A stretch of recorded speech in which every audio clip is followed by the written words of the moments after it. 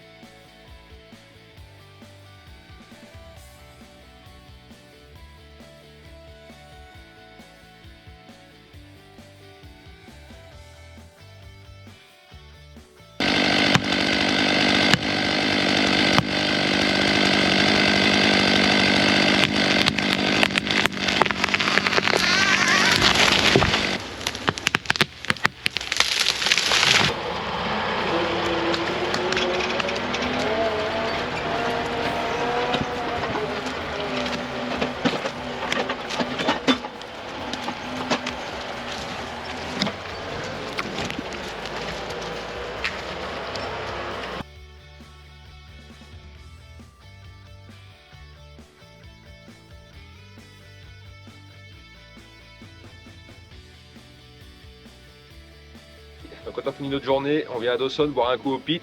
Donc le pit, il date de 1888, c'est le bâtiment d'origine et c'est le bar le plus vieux encore en activité du Yukon.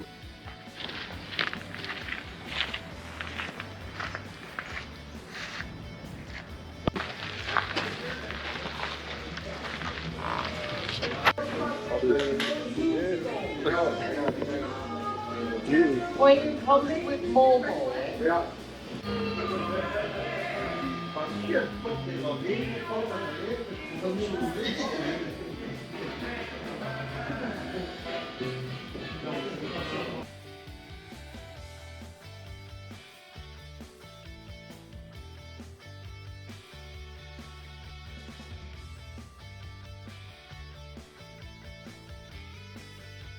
Bon les amis, aujourd'hui on vous fait visiter Dawson.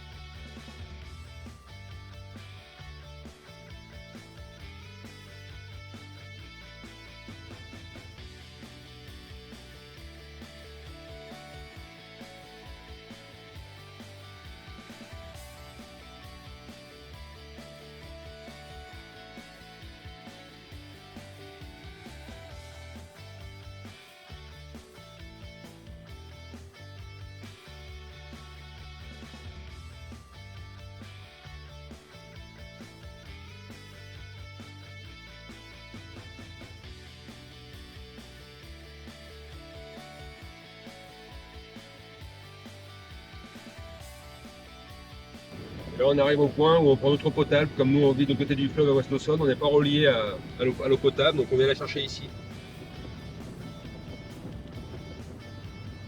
Voilà, on récupère notre eau potable, le petit Will qui s'éclabousse de partout en direct sur la caméra.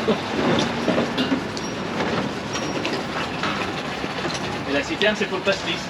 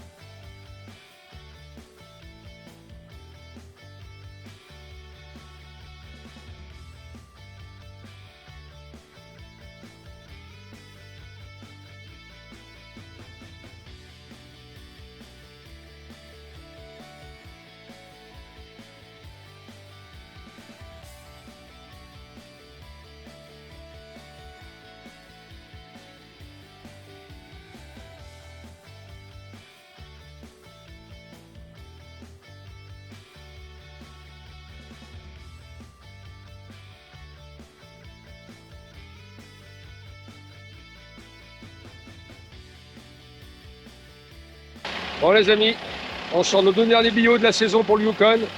La semaine prochaine, c'est retour au Québec.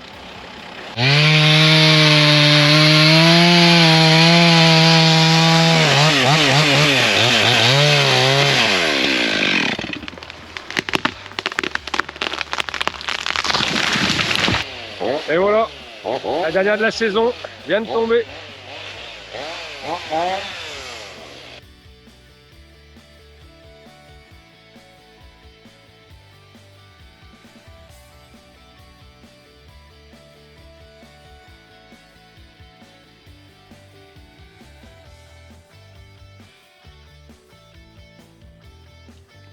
Bon les amis, notre séjour de bûchage au Yukon se termine.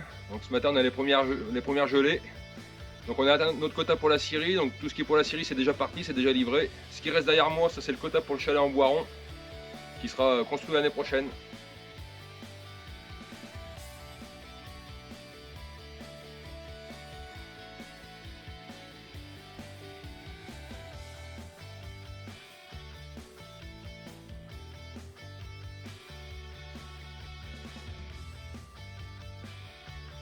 Bon les amis, on est de retour au Québec, donc ça va être le dernier épisode des bûcherons au Yukon pour cette année.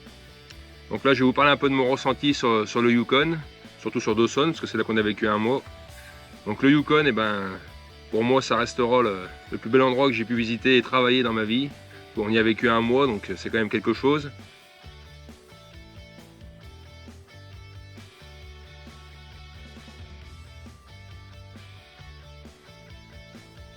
Alors nos moments les plus marquants de cette aventure, déjà premièrement c'est l'arrivée au Yukon, puis l'arrivée surtout à Dawson. On a découvert notre logement, une petite cabane au milieu de la forêt, dans un endroit isolé. C'était vraiment c'était magique comme aventure. On était coupé un peu du monde, on n'avait pas d'électricité, pas l'eau. On a appris à vivre comme les locaux, parce qu'il y a ceux qui vivent à Dawson, puis ceux qui vivent de l'autre côté du fleuve Yukon. Donc ceux qui de l'autre côté du fleuve c'est West Dawson. Ici ils ne sont pas reliés à tout ce qui est électricité puis eau courante. Ensuite, il y a eu la visite de notre terrain de jeu pour le mois, le Woodlot. Donc ça, c'était vraiment, c'était le moment le plus magique, je pense. Des forêts vieilles de 300 ans, qui n'ont jamais été bûchées, avec des arbres qui ont vu la création de Dawson. Donc c'était vraiment magique.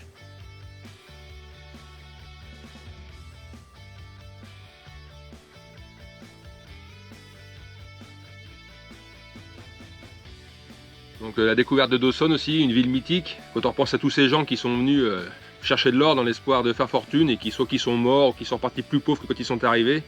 Car Dawson ça a été créé au milieu des années 1800. Le Gold Rush comme on appelle, c'était 1869 à 1899. Il y a à peu près 100 000 personnes qui ont essayé de venir à Dawson pour faire fortune. 40 000 seulement sont arrivés. Et environ 4 000 prospecteurs trouvèrent de l'or. Sur 40 000, c'est quand même pas beaucoup. Aujourd'hui, au Yukon, l'or reste l'économie principale, ensuite vient le tourisme.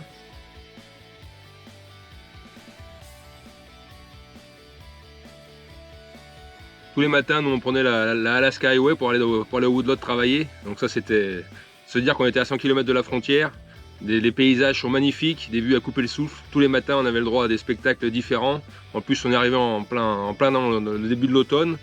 Il y a un mois d'avance là-bas, donc on a vu tout le changement des couleurs. C'était vraiment très très beau à voir.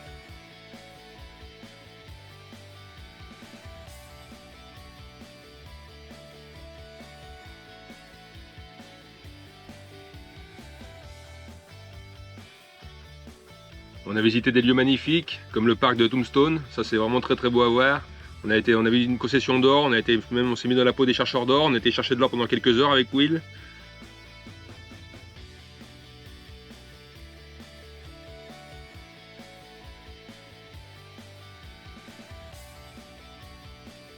Donc comme je vous l'ai déjà dit, Dawson est une ville mythique.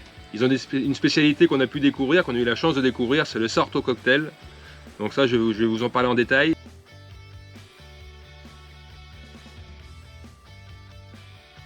Alors l'histoire du Sarto Cocktail, donc ça c'est un cocktail qui a été créé dans les années 1973. Donc ça proviendrait d'un trappeur qui s'appelle Woody Ken, qui se serait gelé les pieds en fuyant la police à cheval du nord-ouest dans les années 1920. Donc pour prévenir la gangrène, il se serait coupé le gros orteil avec son frère. Ils l'ont gardé un souvenir dans une jarre d'alcool, tout simplement. Et des années plus tard, il y a le capitaine Dick Stevenson qui a découvert l'orteil dans la bouteille d'alcool dans leur chalet abandonné. Et c'est comme ça que lui est venue l'idée, on ne sait pas pourquoi d'ailleurs, qu'il a créé ce cocktail. Et ce fameux orteil-là, il n'existe plus parce que c'est un mineur qui l'a avalé dans les années 1980. Ils ont réussi à retrouver des orteils soit par des dons, soit par toutes sortes de choses, parce que beaucoup ont été volés ou perdus ou avalés.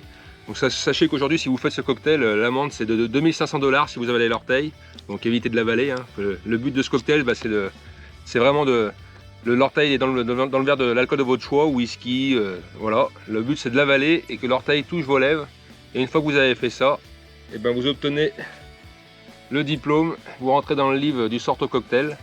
Donc moi, je suis le 112e 150 000 participants à faire ça. Parfait.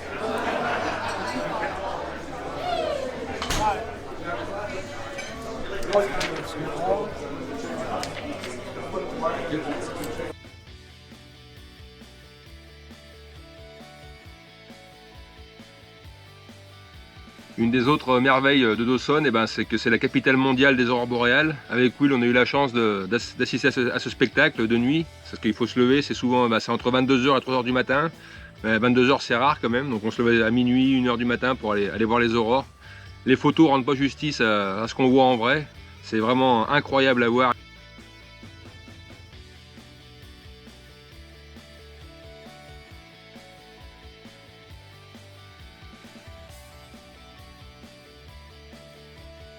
On a eu la chance de faire des rencontres merveilleuses au Yukon et à Dawson. Déjà notre hôte Seb, qui est la personne qui nous a embauchés, qui nous a accueillis pendant un mois. Donc lui il vit à Dawson depuis 2008.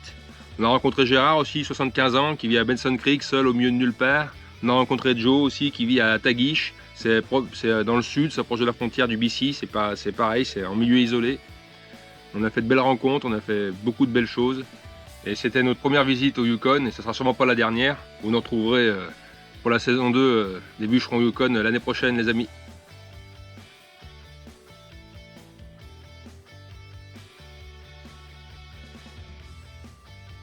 Maintenant de retour au Québec, donc de nouvelles aventures m'attendent, de nouvelles expériences, de nouvelles rencontres dès le début de la semaine prochaine. Donc je vous parlerai de ça dans des futures vidéos.